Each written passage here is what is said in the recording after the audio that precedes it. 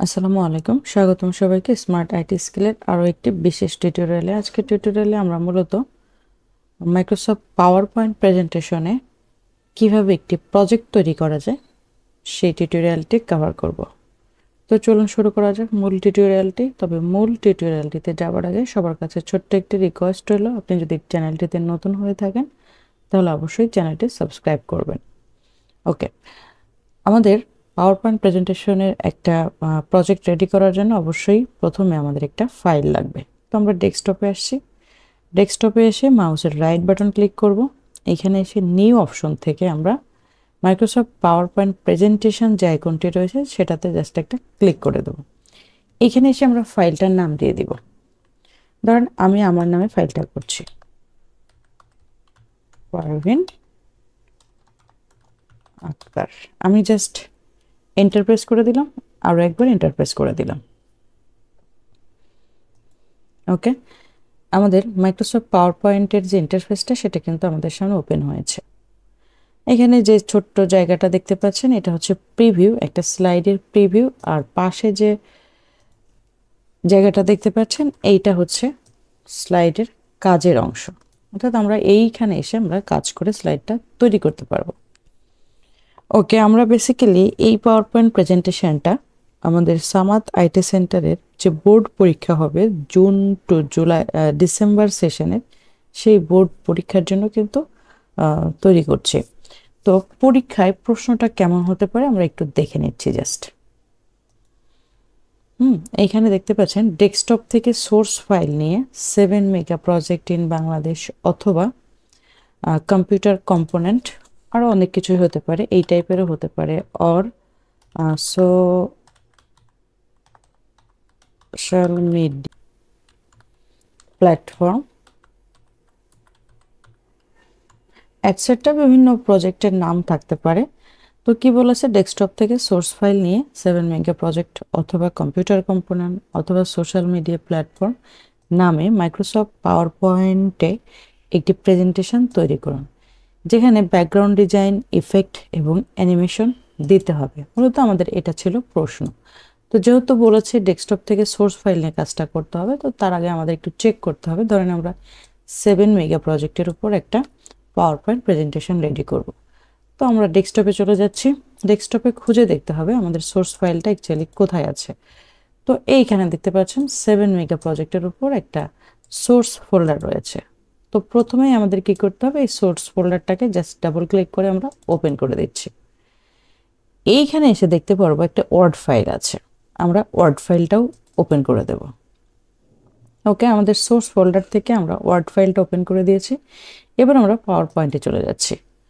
পাওয়ার পয়েন্টে এসে আমরা আগেই ফাইলটা সেভ করেছি একটা নির্দিষ্ট নাম দিয়ে, বা পরীক্ষার সময় যেই টাইপের নাম দিয়ে বা ক্রাইটেরিয়া দিয়ে আপনার ফাইল সেভ করতে বলা হয় আপনি সেই টাইপের কিছু দিয়ে সেভ করবেন। যেমন হতে পারে প্রথমে আপনার রেজিস্ট্রেশন থাকবে, তারপরে আপনার ফুল নেম থাকবে, তারপরে আপনার পরীক্ষার টাইম স্লটটা থাকতে পারে। যেভাবেই থাকুক আপনি ফাইলটা ওইভাবে সেভ করে নেবেন। ওকে, আমরা এখানে প্রথম স্লাইডে যেটা দিতে পারি সেটা হচ্ছে এখানে আমরা লিখতে পারি welcome welcome to, enter press করে দিচ্ছি, মাই প্রেজেন্টেশন। ওকে, এই নিচের বক্সটাতে আসলে আমরা কি লিখতে পারি, নিচের বক্সটাতে ধরেন যিনি প্রেজেন্ট করছেন প্রেজেন্টেশনটা আমরা তাকে একটু হাইলাইট করতে পারি। তো এইখানে এসে আমরা দিচ্ছি হচ্ছে প্রেজেন্টেড বাই, এন্টার দিলাম। এবার যিনি প্রেজেন্ট করছেন তার নামটা উল্লেখ করে দিতে পারেন এখানে।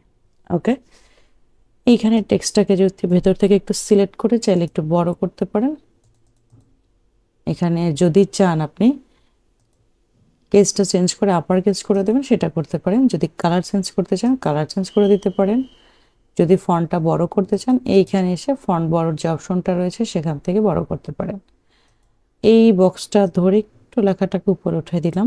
দেখেন বক্সের কিন্তু বটম অপশনে কিন্তু আমাদের এই টেক্সট অংশটুকু রয়েছে। আমরা যদি এটাকে মিডল করতে চাই তাহলে এই বক্স সিলেক্ট করব, হোম ট্যাব থেকে আমরা এইখানে অ্যালাইন টেক্সট অপশন থেকে মিডল লাইনটা করে দিলাম। ওকে, আমাদের এবার দ্বিতীয় স্লাইডের কাজটা করতে হবে।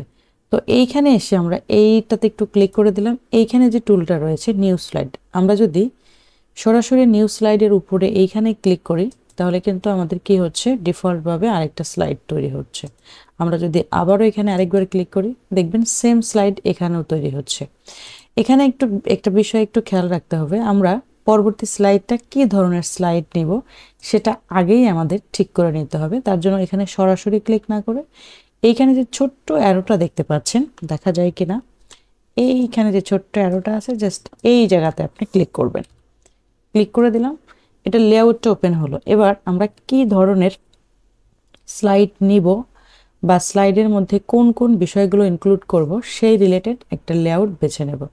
ধরেন আমার হচ্ছে 2য় নম্বর স্লাইডে আমরা এইখানে প্রজেক্টের নাম দেব, সেখানে নাম রিলেটেড একটা ছবি এখানে দিয়ে দেব। এখানে কতগুলো টুল দেখতে পাচ্ছেন। এখানে প্রথমটা টেবিল সংযুক্ত করতে পারবেন, গ্রাফ, স্মার্ট আর্ট, তারপরে এখানে 3D স্মার্ট আর্ট, এইখানে picture, online picture, video, icon, অনেকগুলো অপশন দেখতে পাচ্ছেন। তো আপনি আসলে এই স্লাইডের মধ্যে কি ইনক্লুড করতে চাচ্ছেন সেটা আপনাকে আগেই ঠিক করে নিতে হবে। ধরেন এই বক্সে আমরা লিখবো হচ্ছে আমাদের এই সোর্স ফাইলের ওয়ার্ড ফাইলে যাচ্ছি, 7 মেগা প্রজেক্টটাতে যাচ্ছি। এইখান থেকে ধরেন আমরা এই অংশটুকু কপি করলাম, এবার পাওয়ার পয়েন্টে আসলাম, এই বক্সে সেটাকে একটু পেস্ট করে দিলাম। হ্যাঁ, টেক্সটটা আমরা চাইলে একটু বড় করতে পারি। বক্স সিলেক্ট করলাম, বক্স সিলেক্ট করলেই হবে। বক্স সিলেক্ট করে আমরা একটু ফন্টটাকে ধরেন একটু বড় করে দিলাম, ফন্টটা বড় হলো বা বোল্ড হলো। দেখতে পাচ্ছেন বক্সের কিন্তু সাইডে পড়ে গেছে, আমরা এইখানে এসে অ্যালাইনটা মিডল করে দিলাম। ওকে, এবার আমাদের এই বক্সের কি কাজ, এই বক্সে আমরা একটা ছবি এখানে ইনসার্ট করব। তার জন্য পিকচার আইকনটাতে ক্লিক করলাম। এখন আমাদের পিকচারটা কোথায় আছে, আমরা যখনই আরও একবার আমি যদি দেখাই, এই আইকনটাতে ক্লিক করলাম, আমাদের কিন্তু কম্পিউটারের ডিভাইসের যে ডিভাইস আছে সেখানে নিয়ে আসছে। এই পাশে ডিভাইসের যে বিভিন্ন লোকেশন দেখতে পাচ্ছেন, ফাইল বা ফোল্ডার রাখা, সেগুলো দেখতে পাচ্ছেন। সেগুলোর মধ্যে আপনার সোর্স ফাইলটা অ্যাকচুয়ালি কোথায় আছে, ডেস্কটপে আছে। যেহেতু আমরা প্রশ্নে জেনেছিলাম ডেস্কটপ থেকে সোর্স ফাইল নিতে হবে। তো ডেস্কটপে আসলাম, 7 মেগা প্রজেক্ট নামে যে ফোল্ডারটা বা সোর্স ফোল্ডারটা রয়েছে সেটা উপরে দেখতে পাচ্ছি। এখানে নিচে থাকতে পারতো বা অন্য যেখানে থাকুক, যেখানে আছে সেখান থেকে আপনাকে খুঁজে এটাকে জাস্ট ডাবল ক্লিক করে ওপেন করে দেন, অথবা মাউসের রাইট বাটন ক্লিক করে ওপেন অপশনটা ক্লিক করে দেন। দেখতে পাচ্ছেন এখানে কিন্তু আমাদের সোর্স ফোল্ডারের মধ্যে যে সোর্সগুলো রয়েছে সেগুলো ওপেন হয়ে গেছে। আমরা যেহেতু এই জায়গাতে একটু ক্লিক করব, এইখানে যেহেতু 7 মেগা প্রজেক্ট রয়েছে, তো আমরা এই রিলেটেড ছবি এখানে পাচ্ছি। এই যে নিচে লেখা আছে 7 মেগা প্রজেক্ট, উপরের ছবিটা দেখা যাচ্ছে। তো ডাবল ক্লিক করে দিলাম, আমাদের কিন্তু এখন ছবিটা চলে আসছে। এবার আমরা 3 নম্বর স্লাইড নির্ধারণ করব। আমরা দেখতে পাচ্ছি উপরের স্লাইড এবং নিচের স্লাইডটা কিন্তু সেম। এইখানে আমরা টেক্সট বা হেডিং দিতে পারছি, কোনো কন্টেন্টের নাম দিতে পারছি, আর এইখানে কন্টেন্ট অ্যাড করতে পারছি। বাট আমার কিন্তু 3 নম্বর স্লাইডটা এই টাইপের নাও হতে পারে। কি টাইপের স্লাইড নেব এটা আমরা এই জায়গার লেআউট, এখানে নিউ স্লাইডের পাশের আইকনটা ক্লিক করলে লেআউটটা ওপেন হবে। তো আপনি যেহেতু এই স্লাইডটা নিচ্ছেন না বা নিতে চান না, তাহলে আপনি এই স্লাইডের থেকে জাস্ট লেআউটে গ্যাপটা এটা আপনি ডিলিটও করতে পারেন। আমরা কিবোর্ড থেকে ডিলিট বাটন প্রেস করলে ডিলিট হবে, অথবা ব্যাক স্পেস ক্লিক করেও ডিলিট হয়ে যাবে, অথবা মাউসের রাইট বাটন ক্লিক করেও কিন্তু আমরা স্লাইডটা ডিলিট করে দিতে পারি। আর যদি আমরা স্লাইডটা কল করার পরে বদলাতে চাই তাহলে সিলেক্ট করব, এইখানে লেআউট অপশনে আসব। এবার এইখানে এসে আমরা এটা নিতে পারি, পিকচার উইথ কন্টেন্ট, ক্লিক করে দিলাম, আমাদের লেআউটটা চেঞ্জ হয়ে গেল। ওকে, এখন এইখানে একটা বক্স, এইখানে তিনটার আসলে কাজ কি, এইখানে আমরা একটা ইমেজ সংযুক্ত করব, ইমেজ রিলেটেড ওই ইমেজটার হেডিংটা সংযুক্ত করব এবং তার বিস্তারিত বিবরণ এইখানে দেব। তো আমরা ওয়ার্ড ফাইলে চলে যাচ্ছি, পাওয়ার পয়েন্টের সে ওয়ার্ড ফাইলটাতে। এইখান থেকে এসে আমরা পদ্মা ব্রিজ লিঙ্ক অপশনটার পুরোটা সিলেক্ট করে আমরা জাস্ট কন্ট্রোল-C দিয়ে কপি করছি, প্রজেক্টে আসি, কন্ট্রোল-V দিয়ে পেস্ট করে দিলাম। আমি একবারে কপি করে নিয়ে আসছি, বারবার না করে। উপর থেকে এইটাকে কাট করে আমরা এই বক্সে সেটা দিয়ে দিচ্ছি। ওকে, দিয়ে দিলাম। এবার আমরা হচ্ছে এই আইকনটাতে ক্লিক করছি, এখানে ক্লিক করে আমরা কি নিচ্ছি, পদ্মা ব্রিজ রেল। তাহলে এটা কোথায় আছে, পদ্মা ব্রিজ। ডাবল ক্লিক করে দিলাম, আমাদের ছবিটা কিন্তু এখানে চলে আসছে। এবার আমরা 3 নম্বর পিকচারের জন্য যাব। স্লাইড তৈরি করতে হবে। পরবর্তী স্লাইডের জন্য আমাদেরকে নিউ স্লাইডে আমরা ক্লিক করে দিতে পারি, অথবা এই অ্যারো থেকে সরাসরি এইটা সিলেক্ট করে নিতে পারি, অথবা ডিরেক্ট ক্লিক করলে এখানে যেটা হবে এর অনুরূপে, অর্থাৎ সর্বশেষ যে স্লাইডটা আমরা নিয়েছি সেটার অনুরূপে পরবর্তী স্লাইডগুলো তৈরি হবে। তো এখানে এসে আমরা নিউ স্লাইড ক্লিক করে দিলাম। দেখতে পাচ্ছেন সেম এটার অনুরূপে আরেকটা স্লাইড আমাদের এখানে তৈরি হয়ে গেছে। ওকে, আমরা সেম কাজটাই করছি এইখানে গিয়ে। তো এইখান থেকে আমরা সিলেক্ট করলাম অংশটুকু, কপি করলাম, এইখানে এসে কন্ট্রোল ভি দিয়ে পেস্ট করলাম। এই অংশটুকু আমরা কাট করে উপরে পেস্ট করে দিয়ে দিচ্ছি। পিকচারে এসে রূপপুর কোথায় আছে, এই যে এটা ডাবল ক্লিক করে দিলাম, ছবিটা চলে আসলো। সেম আমাদের হোম থেকে আরেকটা স্লাইড লাগবে, নিয়ে নিলাম, আবারও সেম জায়গাতে আসি। এখন আমরা নিচ্ছি হচ্ছে ঢাকা এলিভেটেড এক্সপ্রেসওয়ে, এটুকু কপি করলাম, পাওয়ার পয়েন্টে আসি, এখানে এসে পেস্ট করে দিলাম, উপর থেকে এইটুকু কাট করে আমরা এই বক্সে দিয়ে দিলাম। এবার এখান থেকে এটাকে সরাই দিচ্ছি একটু। ঢাকা এলিভেটেড এক্সপ্রেসওয়ে কোথায়, এইটা দিয়ে দিলাম। আমাদের এখানে মোট মেইন স্লাইড কিন্তু 3টা হয়েছে, 1টা 2টা 3টা, আর উপরের হচ্ছে সৌজন্য স্লাইড। পরেরটা তো প্রজেক্টের হেডিং, এটা আমাদের কাউন্টের মধ্যে নাও আসতে পারে। আমরা মোটামুটি 5টা মেইন 5টা স্লাইড বা আমাদের যে প্রজেক্ট থাকবে সেখানে মেইন স্লাইড হচ্ছে 5টা রাখবো, আর বাকিগুলো হচ্ছে সৌজন্য বা ক্লোজিং স্লাইড। তো এখানে মেইন স্লাইড আমার 3টা হয়েছে, 1 2 3, আমার আরও 2টা মেইন স্লাইড লাগবে। আমি নতুন একটা নিউ স্লাইড নিলাম, এখানে এসে আমি এইখান থেকে এটা কপি করে নিচ্ছি, কন্ট্রোল সি, পাওয়ার পয়েন্টে আসলাম, কন্ট্রোল ভি, উপর থেকে এইটুকু কাট করলাম, এই বক্সে পেস্ট করে দিলাম। এই আইকনে এসে চিটাগং কক্সবাজার নিয়ে নিলাম। আমাদের আরও একটা স্লাইড লাগবে। ওকে, এগুলো আমি হচ্ছে একটু দ্রুত করার চেষ্টা করছি, আপনারা আশা করি দেখে দেখে করতে পারবেন। কপি করলাম, প্রজেক্টে আসলাম, এখানে পেস্ট করে দিলাম, কাট, প্রিন্ট, এইটা নিয়ে নিলাম।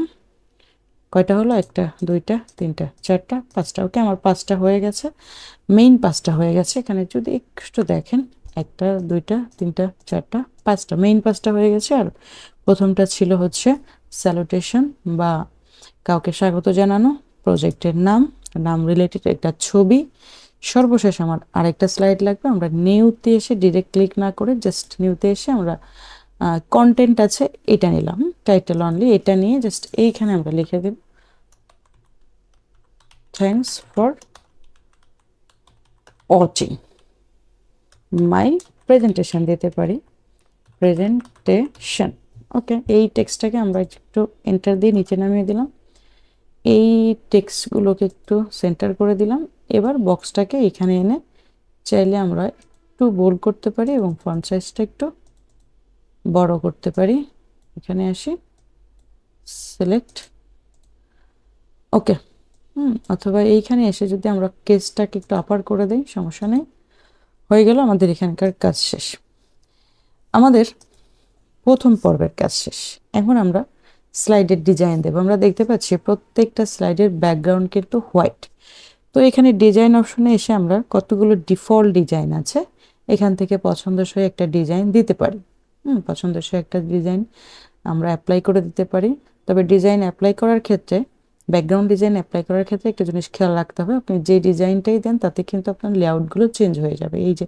এই জায়গাগুলো কিন্তু চেঞ্জ হয়ে যায়। এখন যেরকম সুন্দর আছে এইভাবে কিন্তু এই ব্যাকগ্রাউন্ড ডিজাইন দেওয়ার ক্ষেত্রে একটু খেয়াল করতে হবে। ধরেন আমি এটা দিলাম, এটা দিলে কি হয় দেখেন, এই জায়গাতে কিন্তু চেঞ্জ হয়ে যাচ্ছে। তারপরে আপনি এটা যদি ধরেন, এখানে চেঞ্জ হয়ে যাচ্ছে, এটা দিতে পারেন। এখানে একটা ব্যাকগ্রাউন্ড ডিজাইন আছে, তো এটা যদি আমরা একটু ক্লিক করি কি হয়, একটু ঠিক আছে, হতে পারে, সমস্যা নেই। হ্যাঁ, এটা সুন্দর আছে, এটা দিতে পারেন, এটা অ্যাপ্লাই করতে পারেন, এটা খারাপ না, ভালোই লাগছে, এটা দিতে পারেন। অথবা এখানে আরো অনেকগুলো ডিজাইন আছে, পছন্দসই একটা ডিজাইন এখান থেকে দিতে পারেন। এই ডিজাইনটা দিলে অবশ্য এই জায়গাতে একটু এলোমেলো হয়ে যাবে। তো আপনারা যেটা করতে পারেন, এই ডিজাইনটা নিতে পারেন এই ডিজাইনটা। জাস্ট ডাবল ক্লিক করে দেন, এখানে কিন্তু অ্যাপ্লাই হয়ে যাবে ডিজাইনগুলো। ঠিক আছে, এটা বেশ সুন্দর আছে, এটা দিতে পারেন। আর যদি মনে করেন এগুলো দেবেন না, তাহলে আপনি প্লেনটা রাখেন, প্লেনটা রেখে জাস্ট হচ্ছে আপনি চলে যাবেন ফরম্যাট ব্যাকগ্রাউন্ডে, এখানে আসেন, এইখানে এসে আপনি সলিড কালার অথবা গ্রাডিয়েন্ট কালার দিয়ে এটা ফিল করতে পারেন। এখানে দেখতে পাচ্ছেন গ্রাডিয়েন্ট কালার, এখানে ডিফল্ট কিছু কালার আছে, পছন্দের একটা কালার দিয়ে দেন। এখানে দেখতে পাচ্ছেন সুন্দর একটা ব্যাকগ্রাউন্ড তৈরি হয়ে গেছে। এবার অ্যাপ্লাই টু অল করে দেন, নিচের ব্যাকগ্রাউন্ডেও কিন্তু ডিজাইনগুলো পড়ে যাবে। ওকে, আপনার এখানে কিন্তু আমাদের লেআউট ঠিক রেখেই ব্যাকগ্রাউন্ডের ডিজাইন কিন্তু চলে আসছে। খারাপ না, ভালোই লাগছে। ওকে, আমাদের ডিজাইনের কাজ শেষ। এবার আমাদের ট্রানজিশনের কাজটা হবে। ট্রানজিশন, এখান থেকে অনেকগুলো ট্রানজিশন আছে, পছন্দের যে কোনো একটা ট্রানজিশন আপনি দিয়ে দিতে পারেন। এখানে অনেক ট্রানজিশন আছে, অনেক রকম ট্রানজিশন আছে, তো আপনার পছন্দের যে ট্রানজিশনটা আছে সেটা আপনি জাস্ট দিয়ে দিতে পারেন। এখানে আরও অনেক রকম ট্রানজিশন আছে, তো যেটা আপনার পছন্দ হয় সেটা রেখে ধরেন এইখানে আমি জাস্ট এটা দিয়ে দিলাম। ওকে, এবার এটা কি করব, অ্যাপ্লাই টু অল করে দেব। এখানে অনেক সময় অ্যাপ্লাই টু অল করলে এটা কিন্তু নেয় না, সেক্ষেত্রে আপনি প্রথমটা ক্লিক করেন, এরপর কন্ট্রোল এ দিয়ে অল সিলেক্ট করে দেন। এরপর হচ্ছে আপনি এখান থেকে পছন্দের ট্রানজিশন কোনটা যেন ছিল, ধরেন আচ্ছা এটা ছিল, এটা দিয়ে দিলাম। এই হচ্ছে ট্রানজিশন। আমার সবগুলো স্লাইডে কিন্তু ট্রানজিশন পড়ে গেছে। আমাদের ট্রানজিশনের কাজ শেষ, ব্যাকগ্রাউন্ড ডিজাইনের কাজ শেষ, অতঃপর আমাদের রয়ে গেছে অ্যানিমেশনের কাজ। তাহলে অ্যানিমেশনে আসি। অ্যানিমেশন কিন্তু আপনি এভাবে অটোমেটিক্যালি দিতে পারবেন না, সেক্ষেত্রে আপনাকে প্রত্যেকটা স্লাইডে গিয়ে ম্যানুয়ালি ধরে ধরে দিতে হবে। এখানে দেখেন দুইটা অবজেক্ট আছে। বেসিক্যালি অ্যানিমেশন অ্যাপ্লাই হয় আমাদের স্লাইডে যে অবজেক্টগুলো রয়েছে সেগুলোর উপরে, ধরেন কোনো শেপ, টেক্সট বক্স বা কোনো ডিজাইন রয়েছে সেগুলোর উপরে আপনি অ্যানিমেশন অ্যাড করতে পারেন।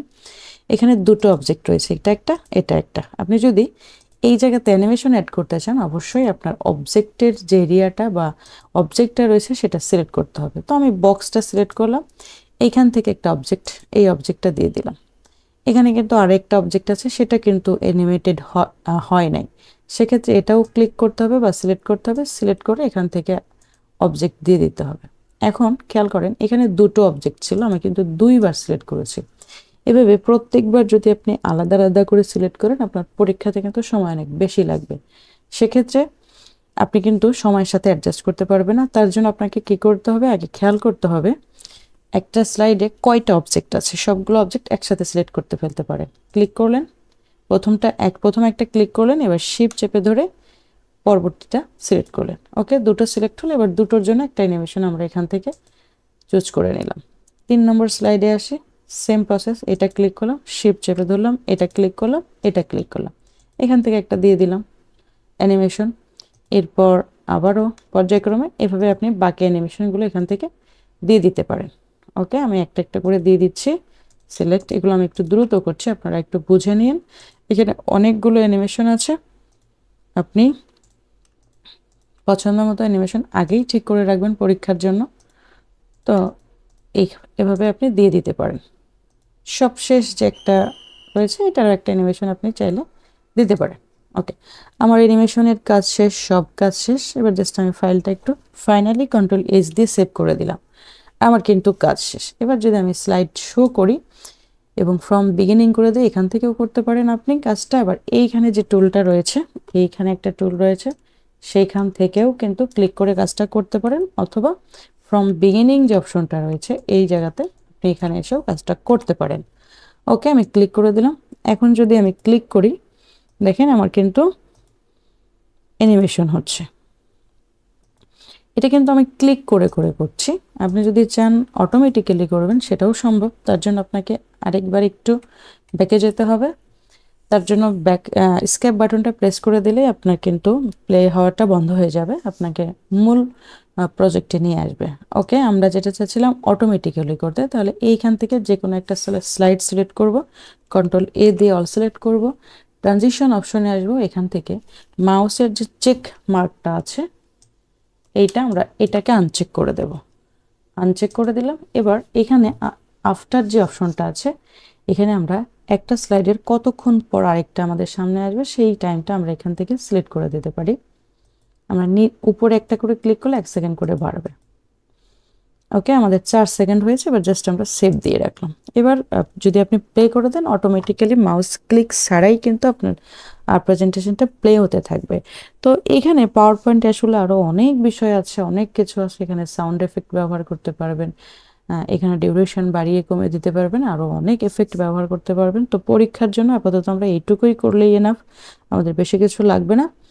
পরবর্তীতে যদি কখনো আমাদের পাওয়ার পয়েন্ট রিলেটেড কোনো কাজের দরকার পড়ে, আমরা অবশ্যই অন্য কোনো ভিডিওতে সেগুলো দেখব। তো আজকের মতো এ পর্যন্তই। আপনারা সবাই ভালো থাকবেন, সুস্থ থাকবেন। আল্লাহ হাফেজ।